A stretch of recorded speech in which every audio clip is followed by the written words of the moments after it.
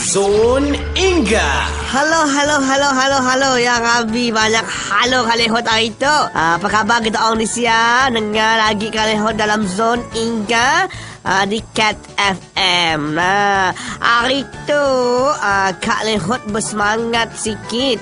Bukan sikit, lebih lagi. Walaupun Kak Lehot kurang sihat, nak Zon Inga tetap jalan. Hari itu Kak Lehot nak kelakar pasal orang, perangai orang jadi batu api.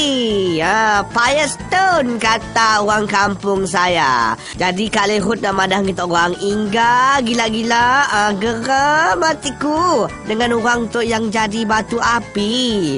Ya, aku madah orang jadi batu api tu nak aku faham jugalah. Napa dia bawa datuk semua suka nak berjajak-jajak cerita, suka nak ngasut orang. Modus operandi orang yang jadi Firestone tu ialah ngasut orang. Kau tak apa nak jadi batu tok kunukut balak kau ke batu.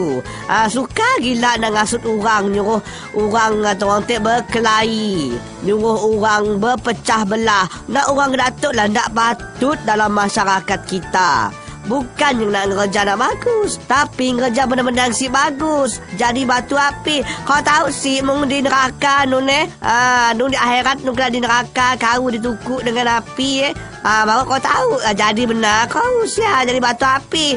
Kau tan di dunia tu gila nak jadi batu api.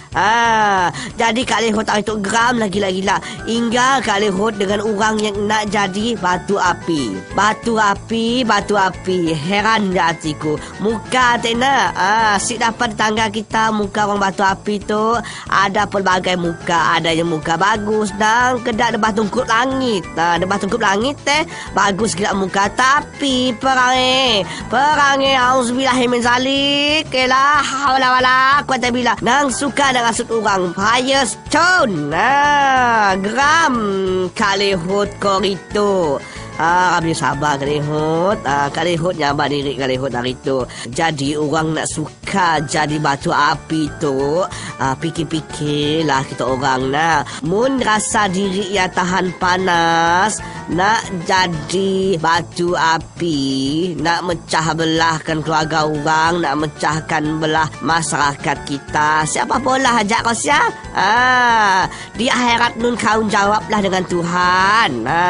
Sak palak kau ditikam dengan batu api neraka. Kau ada. Amun mau gila pergi je kau ngasut orang siap. Jadi berpesanlah kita orang semua harus kita ingat jauhkan diri kita orang daripada orang yang suka ngasut tu. Pengasut, auzubillahimin zalik. Kau tergaca. Zon Inga.